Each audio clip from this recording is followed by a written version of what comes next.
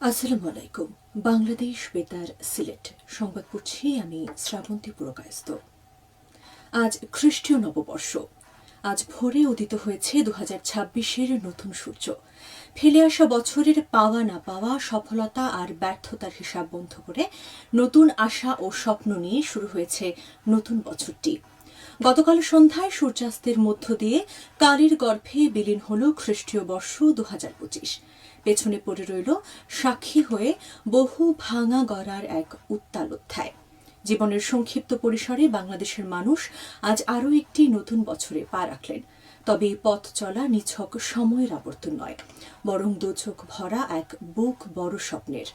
2025 সালের দিনগুলো ছিল প্রতিরোধ, হৃদস্পন্দন থমকে দেওয়া, শোক আর এক অদম্য জাতির মাথা নত না করার অমর উপাখ্যান।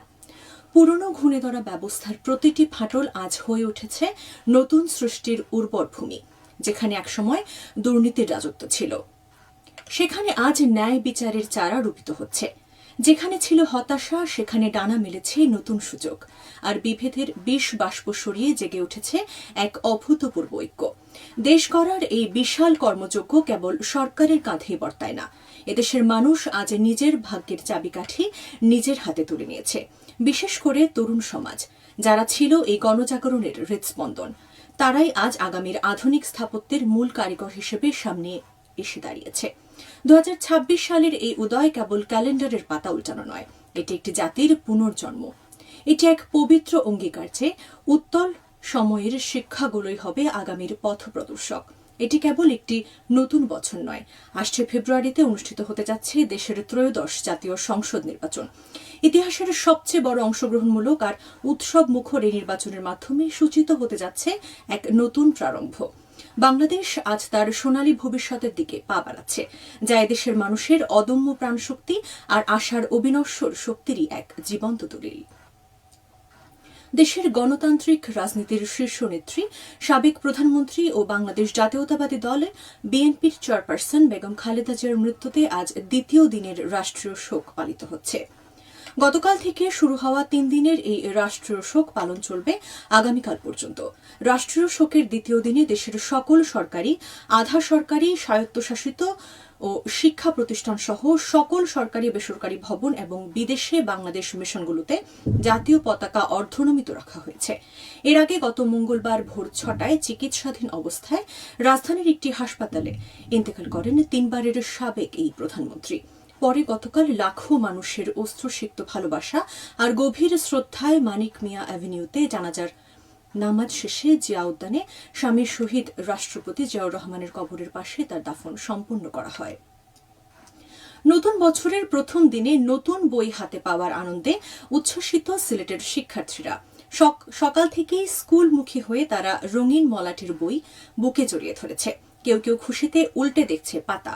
বেশ কয়েকটি সরকারি বেসরকারি প্রাথমিক ও মাধ্যমিক বিদ্যালয় ঘুরে দেখা যায় সকালে স্কুলে জড়ো হন শিক্ষার্থী ও অভিভাবকরা।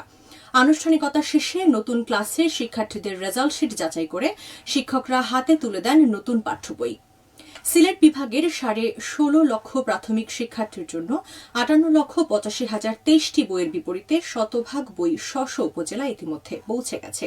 এছাড়া সিলেট বিভাগের মাধ্যমিক, মাদ্রাসা ও ভোকেশনালের 12 লক্ষাধিক শিক্ষার্থীদের জন্য 1,32,26,819টি বইয়ের চাহিদার বিপরীতে এ পর্যন্ত পৌঁছেছে 96,85,116টি বই।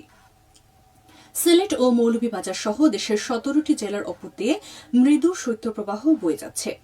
আজ সিলেট ও শ্রীমঙ্গলে সর্বনিম্ন তাপমাত্রা 9.6 ডিগ্রি সেলসিয়াস রেকর্ড করা হয়েছে। তীব্র শীত আর হিমেল হাওয়ায় কাবু হয়ে পড়েছেন লোকজন। রাস্তাঘাটে মানুষ ও যানবাহন চলাচল কমে গিয়েছে। বছরের প্রথম দিন হিসেবে বিদ্যালয়ের নতুন বই বিতরণ থাকায় সকালের দিকে রাস্তায় বের হওয়া লোকজনের মধ্যে অধিকাংশ শিক্ষার্থী ও অভিভাবক ছিলেন। এছাড়া খেটে খাওয়া মানুষ সহ নিতান্ত প্রয়োজন ছাড়া কাউকে ঘর থেকে বের হতে দেখা যায়নি। এদিকে আবহাওয়া অধিদপ্তর সকালে পূর্বাভাসে জানিয়েছে, মধ্যরাত থেকে আগামীকাল সকাল পর্যন্ত অনেক স্থানে মাঝারি থেকে ঘন কুয়াশা পড়তে পারে। ঘন কুয়াশার কারণে বিমান চলাচল, অভ্যন্তরীণ নৌ পরিবহন ও সড়ক যোগাযোগ ব্যবস্থা সাময়িকভাবে ব্যাহত হতে পারে। এছাড়া অস্থায়ীভাবে আংশিক মেঘলা আকাশ সহ আবহাওয়া শুষ্ক থাকতে পারে। মৌলভীবাজার পৌর এলাকার এলজিওর বাস্তবায়নে 4টি সরকারি প্রাথমিক বিদ্যালয়ের একাডেমিক ভবনের নির্মাণ কাজ এগিয়ে চলছে। এতে ব্যয় হচ্ছে প্রায় 7 কোটি টাকা। বিদ্যালয়গুলো হচ্ছে শহীদ জিয়া, বাজার মডেল, গোবিন্দশ্রী ও বড়কাপন সরকারি প্রাথমিক বিদ্যালয়। ইতিমধ্যে ভবনগুলোর 60 থেকে 70% কাজ শেষ হয়েছে। বাকি কাজ আগামী মে মাসের মধ্যে শেষ হবে বলে আশা করা যাচ্ছে।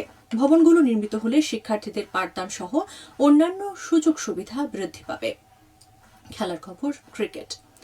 বাংলাদেশ প্রিমিয়ার লিগ বিপিএল এর 12তম আসরে সিলেট পর্বের 2টি ম্যাচ আজ অনুষ্ঠিত হচ্ছে। প্রথম খেলায় ঢাকা ক্যাপিটালস ও সিলেট টাইটান্স মুখোমুখি হয়েছে। অপরদিকে সন্ধ্যা 6টায় দিনের দ্বিতীয় খেলায় রংপুর রাইডার্স রাজশাহী ওয়ারিয়র্সের বিরুদ্ধে খেলবে। সবশেষে আবহাওয়া। রাত 1টা পর্যন্ত পূর্বাভাসে বলা হয়েছে সিলেট সহ পার্শ্ববর্তী এলাকায় আজ কোনো সতর্কবাণী নেই এবং কোনো সংকেতও দেখাতে হবে না। আজ সিলেটে সূর্যোদয় হয়েছে 6টা 38 মিনিটে এবং সূর্য অস্ত যাবে 5টা 15 মিনিটে। সংবাদ শেষ হলো। আমাদের পরবর্তী স্থানীয় সংবাদ প্রচারিত হবে সন্ধে 7টায়।